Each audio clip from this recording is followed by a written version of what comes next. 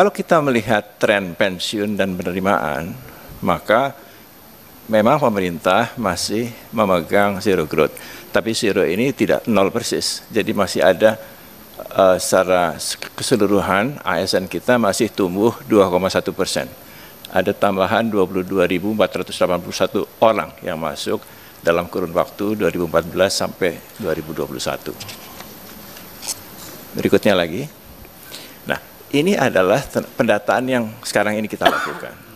Jadi pada penutupan pendaftaran pada tanggal 22 Oktober, jumlah yang terdaftar ada 2,421 juta orang.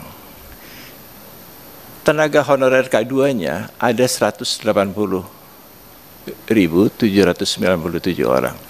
Ini memang akan menjadi pertanyaan, kenapa angka 378.000 itu yang mendaftar tenaga honorer ada 180.797. Ini kami belum melakukan analisis, hanya melihat data saja. Jadi ada diskrepansi data sekitar 200.000 orang di sana. Sedangkan non-ASN ini adalah tenaga honorer yang baru yang tidak terdapat dalam database, itu jumlahnya 2.240.303. Yang melakukan pendaftaran itu 67 instansi pusat dan 533 instansi daerah. Kemudian pada tanggal 31 Oktober, kami meminta penyampaian surat pertanggungjawaban mutlak setelah uji publik yang telah menyampaikan 55 instansi pusat dan 425 instansi daerah, sedangkan yang belum menyampaikan ada 120, 12 pusat dan 108 daerah. Ini jumlahnya agak sedikit turun, 2.360.723. Berikutnya.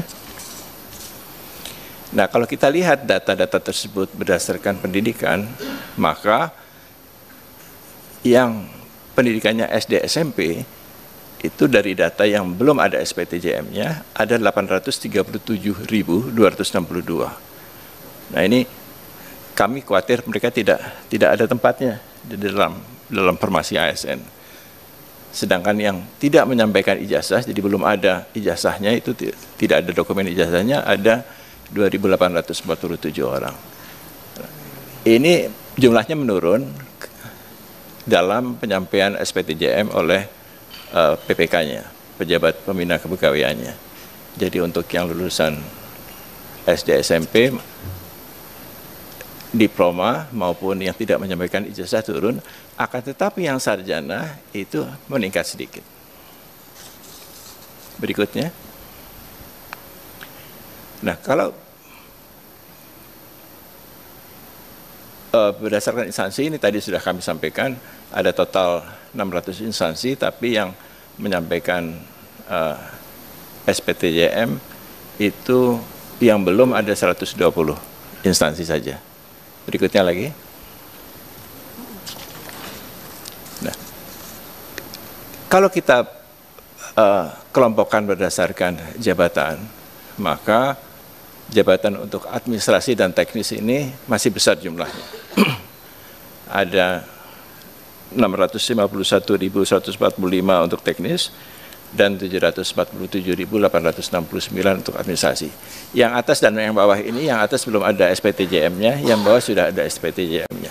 Jadi berubah turun sedikit, tidak begitu banyak. Berikutnya lagi.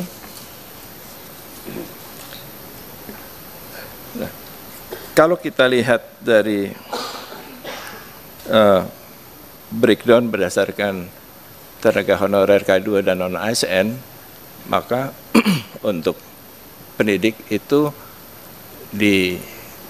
yang masuk kategori tenaga honorer K2 ada 45.604, sedangkan yang non-ASN ada 686.858. Tenaga kesehatan ini yang tenaga honorer K2 ada 2.111, yang non-ASN ini tenaga honorer yang baru, yang non-ASN itu adalah 203.188. Untuk penyuluh, ini berbagai penyuluh, ada 2.429 untuk tenaga honorer dan 72.003 untuk non-ASN. Sedangkan teknis administrasi ini masih paling besar jumlahnya. Teknis 57.733 dan administrasi 72.251 dari tenaga honorer, dan untuk non-ASN 552.722 dan 665.824. Jadi ini jumlah yang besar untuk tenaga teknis dan administrasi. Berikutnya lagi. Nah, ini kalau kita lihat dari pendidikan dan jabatan, yang berpendidikan SLTA ke bawah itu masih besar. Sedangkan dari jabatan, administrasi, dan teknisnya itu mencapai 57%. Berikutnya. Nah, dari yang mendaftar, 10 instansi pusat dengan jumlah terbanyak itu yang paling banyak Kementerian Agama. Memang Kementerian Agama ini jumlah ASN-nya paling banyak di Indonesia. Jadi ada sekitar 230.000 ya, kalau tidak salah totalnya. Dan ini ada tambahan, mereka menginginkan 133.000 lagi. Jadi kalau ini tampung semua, itu jumlahnya akan menjadi 360.000. Nah, ini 10 yang terbanyak, Bawaslu nomor 10, 7.729. Sedangkan 10 instansi daerah dengan jumlah terbanyak itu yang paling atas adalah Provinsi Jawa Barat. Nah, kota Surabaya ini juga besar. Ini jadi agak lucu juga, kota Surabaya ini honorernya lebih besar dari banyak provinsi. Ada 17.736. Dan jumlah-jumlah dari instansi daerah lainnya. Berikutnya. Ini pengelompokan yang berbeda. Kita bisa melihat berapa jumlah perawat, bidan, asisten tenaga kesehatan, dokter, nutrisionis untuk tenaga kesehatan.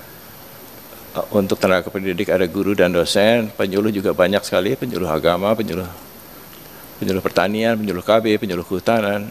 Untuk tenaga teknis ini ada tenaga pengelola, satuan pengamanan, ini satpam ini masuk dalam tenaga teknis, tenaga kebersihan, ini juga masuk ke dalam kelompok teknis, dan tenaga administrasi, ini baik administrasi umum, pendamping klien, operator sekolah, operator siak, dan operator dapodik. Berikutnya. Nah, ini pengelompokan berdasarkan masa kerja. Jadi tenaga honorer non-ASN yang masa kerjanya di atas 11 tahun itu besar sekali. Ini sedikit agak mencurigakan karena dengan masa kerja seperti itu mereka seharusnya masuk dalam kategori tenaga honorer K2. Tapi masih banyak ternyata yang bekerja di atas 11 tahun itu yang masih non tenaga honorer K2, jadi tenaga non ASN sekarang ini. Jadi saya tidak tahu ini angka dari mana sebetulnya, karena kalau itu dengan masa kerja seperti itu mestinya mereka masuk tenaga honorer K2 dulu gitu. Nah, ini mungkin perlu kita validasi lebih lanjut kenapa angkanya menjadi sebesar itu. Nah, kemudian dari sisi gajinya, ini gajinya juga agak aneh juga. Ada yang di atas 10 juta, banyak juga itu yang gaji non-ASN di atas 10 juta. Ada 5.943. Tapi ada juga yang tidak punya gaji sama sekali, kosong. Jadi ini juga agak mengherankan kenapa mereka bekerja sebagai non-ASN tapi tidak bergaji sama sekali. Itu ada 261.023 orang. Mungkin mereka tidak dibayarkan dari APBD sehingga tidak ada bukti untuk membayar gajinya. Nah, biasanya dibayarkan dari saweran SPPD atau dana taktis dan lain-lain yang tidak bisa dipertanggungjawabkan pengeluarannya sehingga tidak ada kwitansinya. Berikutnya. Ini tadi mungkin sudah saya lewatkan saja. Berikutnya lagi. Oh, mungkin sebelum itu gambar yang itu tadi. Sebelumnya lagi.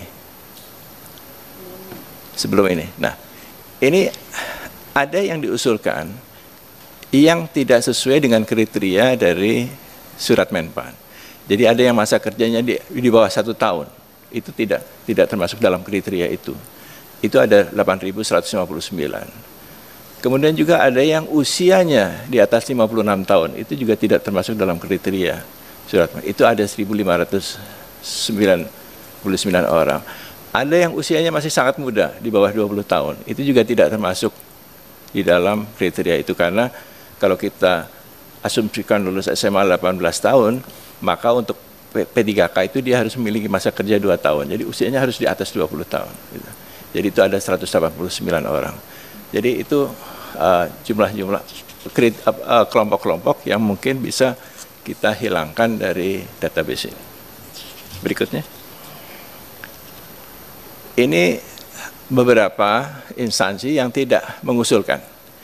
Jadi di pusat ini ada 14 instansi, sedangkan di Papua, bukan di Papua Barat, di Papua 4 provinsi, sekarang menjadi 4 provinsi, waktu itu hanya 1 provinsi, itu tidak mengusulkan karena tenaga honorernya sudah mendapatkan formasi P3K secara khusus tahun lalu. Jadi sekarang ini sedang tes mereka, dan karena mereka sudah ikut tes semua, maka tidak memiliki lagi tenaga honorer. Berikutnya, yang terakhir. Nah, dari data itu kami melihat banyak data yang belum sepenuhnya menggambarkan data sebenarnya. Banyak yang mungkin merekayasa data itu. Jadi ini mungkin perlu pendalaman lebih lanjut, dan masih banyak 120 instansi yang belum menyampaikan surat pertanggungjawaban mutlak. Kemudian banyak juga instansi-instansi yang walaupun datanya sudah kami sampaikan tidak memenuhi kriteria, tapi tetap saja diusulkan. Nah, ini jadi kami mungkin mengusulkan perlunya dilakukan verifikasi dan validasi atau audit data untuk yang tenaga honorer non-ASN ini. Saya kira demikian Bapak Pimpinan, anggota Komisi 2 yang terhormat yang dapat kami sampaikan, dan atas perhatiannya kami ucapkan terima kasih.